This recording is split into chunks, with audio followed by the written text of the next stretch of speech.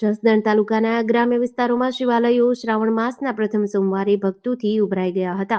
આટકોટ, ઘેલા સોમનાથ, કન્નાથ, બિલેશ્વર મહાદેવ, ભૂતનાથ મહાદેવ મંદિરો સવારથી જ ભક્તોની ભારે ભીડ જોવા મળી હતી. શ્રાવણ માસના પહેલા સોમવારે દાદાના દર્શન કરી ભક્તોએ ધન્યતા અનુભવી હતી.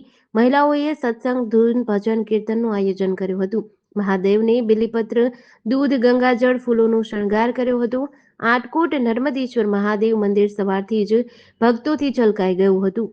સંવત 2081ના શિવપ્રિય શ્રાવણ માસ એમાં પહેલો સોમવાર નર્મદેશ્વર મહાદેવના સાનિધ્યમાં પહેલા પોરથી એટલે કે સવારથી ભક્તજનોની ભીડ પૂજન અર્ચન કરવા ઉપસ્થિત થયેલી છે.